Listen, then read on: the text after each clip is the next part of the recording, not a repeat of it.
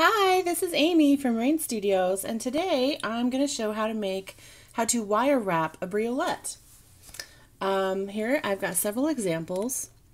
Here's a little Swarovski heart crystal that I've wire wrapped, so it's got a loop here on top. And focus, focus, focus, focus. There we go. A crystal has a pretty large hole. You can even kind of see through it there. So the size of the wire is really up to you. Anything will really fit. I think I used probably a 22 gauge wire on this. Let's see if I can check real quick. Get out my calipers. I think I saw a 6 flash up there. 0.56. Yeah, that's going to be 0.51. That's 24 gauge wire. So I used a 24 gauge wire on this crystal. I could have gone even really thick if I wanted to, because that hole is plenty big. Here are some gemstones that I'm going to be wrapping. These are labradorite briolettes with a pretty little round bottom. And for these I use 26 gauge. For labradorite, for gemstones in general, the hole is going to be much smaller. You're going to have to get a very thin wire to fit through the hole. Gem dealers generally, they don't want to like drill away all that precious material, so they're going to make that hole as small as possible. So 26 gauge, sometimes even 28 gauge will be necessary to wire wrap a gemstone. Here are some other gemstones I have on hand. Here is an amethyst. It's got a little daggery point to it. This is one of my very favorites. I love it. Same thing here, only this is a green hydroquartz.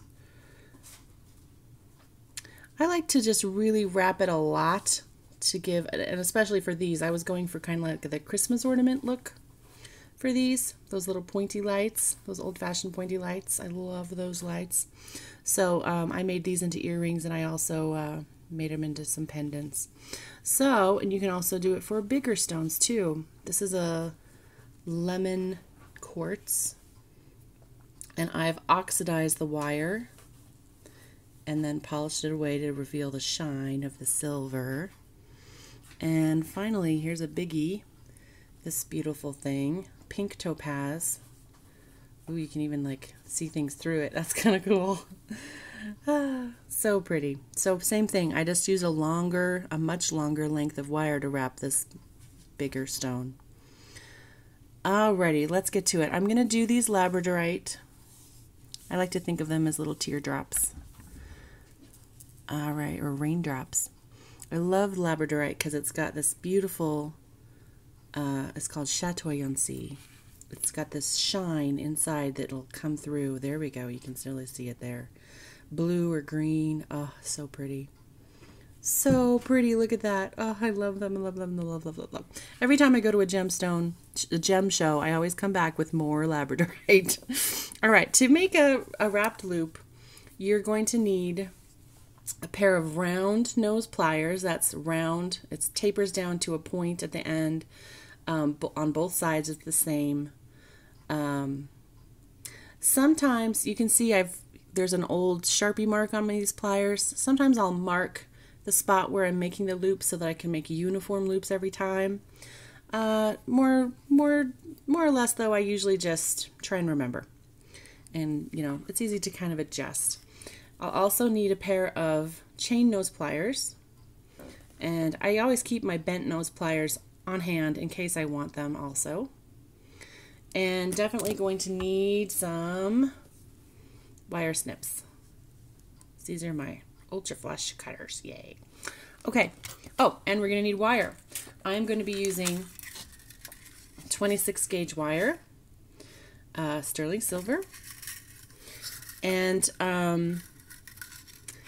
if you know, once you do one, you can try and remember the length of wire that you use. I just kind of eyeball it and just guess each time. I'm a very fly by the seat of your pants kind of gal. So, and I kind of know that this is probably going to be about right. It doesn't really fit in the screen, in the frame. I'm going to go a little longer than that in case I need more.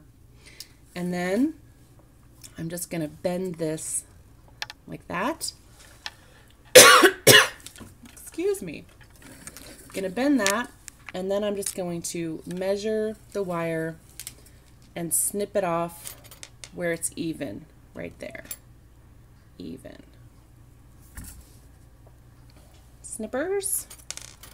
And I'm going to snip that. So I'm not wasting any wire off the spool. I will definitely waste some wire when I snip it off, when I snip off my wrapped loop, but I am not wasting any off the spool. Okay. So let me see if I can get this light to work a little better. There we go. Alrighty. So now we got our wires flinging about wildly here because they're so long. I am not the best wire wrapper. I know, what a plug for my tutorials, right?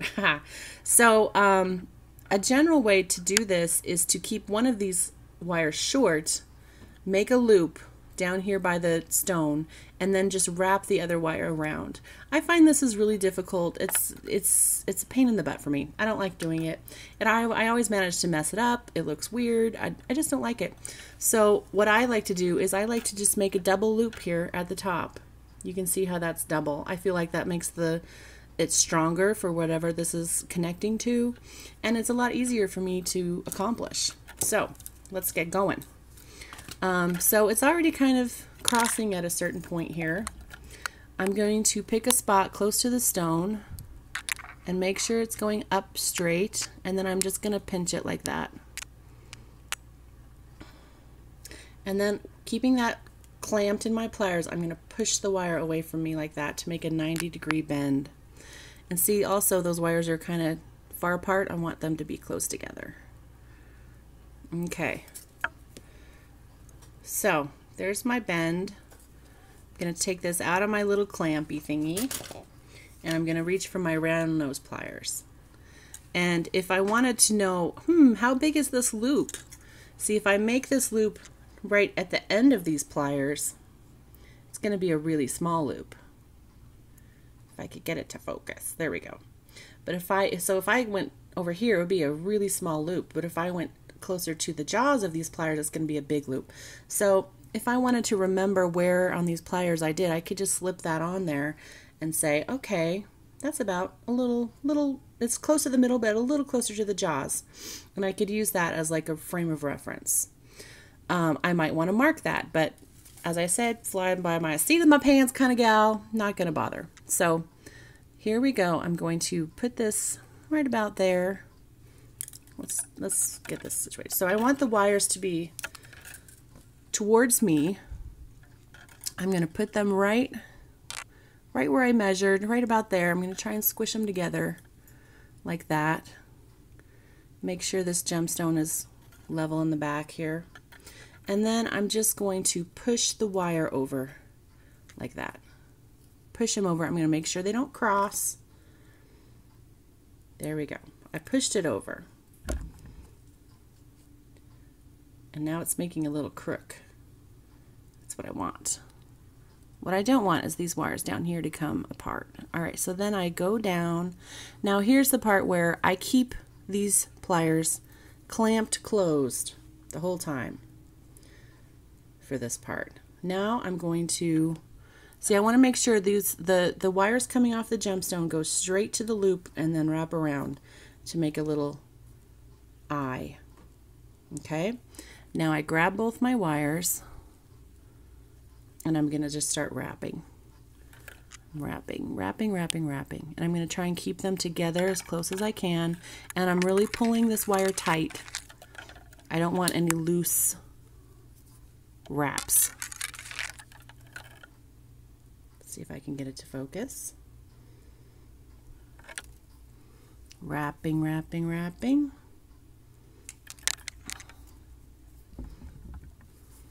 And depending on the look you're going for, the cat just jumped on my shoulder. Luckily without claws. Depending on the look you're going for, you could stop at any time. I am going for a very fat coil of wire, fat loop, fat wraps. So I'm keeping going. Now she's climbing down my back Ooh, this is, and you can also see how this, oh, she just jumped down with claws, owie. Okay, you can also see I have to stop and kind of fix my loop. It's going to bend around as I'm wrapping. I can also take this out and just get my chain nose pliers and then clamp it in like that.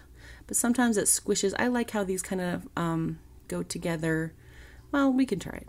Usually I try and keep it on the round nose pliers as long as possible. All right, so still wrapping. I like to go, let's see if we can get it to focus.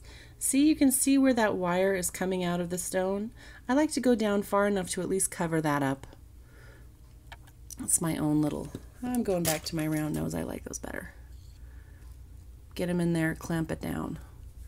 So I'm going to cover up those wires, and notice how I'm making sure I'm still keeping those loop wraps really tight together. This is kind of difficult with the camera in your way, but I shall muddle through. Okay, now I'm going to start to work my way back. The wire wraps near the loop is very thin, whereas the loops around the stone is very fat. You could cut it off and leave it like this if you like this look. I'm going for a different look, so I'm going to start wrapping my way back, and this is a point where it starts to try to cross. The wires will try to cross each other, and I don't want that to happen. See, look, it just did it. I don't want that to happen. So I'm going to make sure it doesn't happen. And I'm going to start crossing and work my way back up.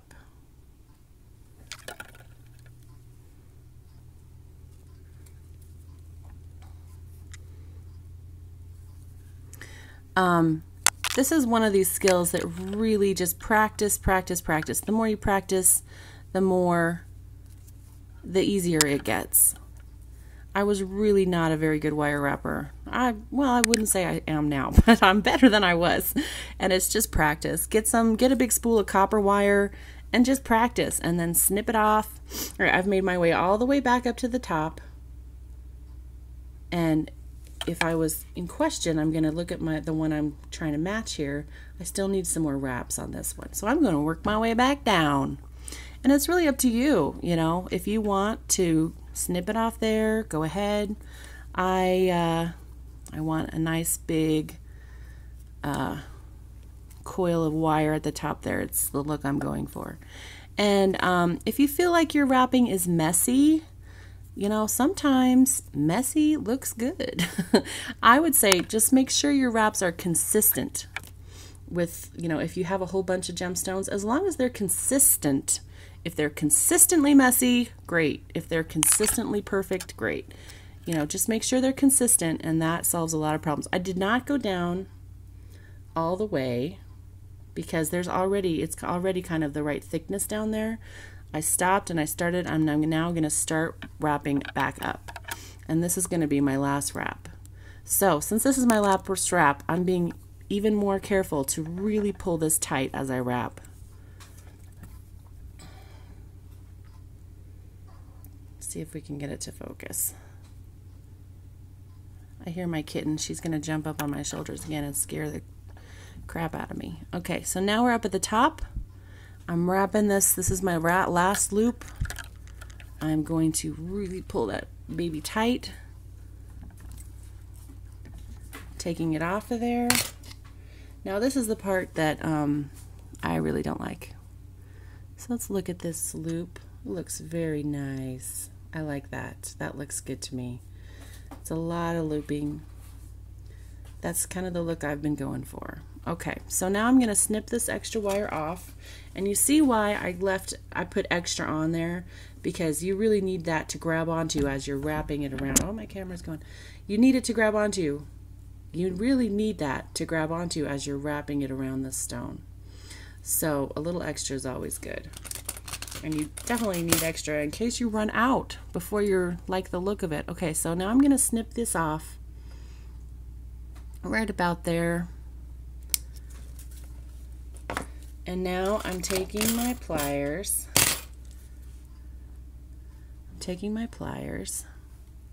And I'm just going to clamp that little loose wire down. See the little loosey wire? I'm just going to go and burr.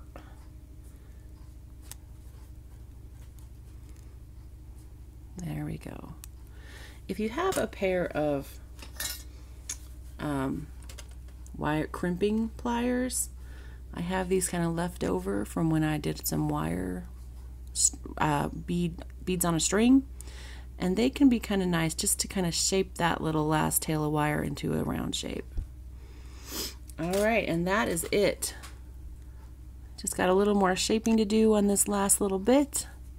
I always like to make sure that the little end of wire is on the back. Like if these are earrings, I'm going to make sure these are on the back. If this is on a chain, that little end is going to be on the back. So that is it. And that is how I wrap a briolette. If I could get this to focus. There we go. That is how we do it. I hope this was helpful. Please let me know what you think. Subscribe to my channel. Thank you for watching. Bye.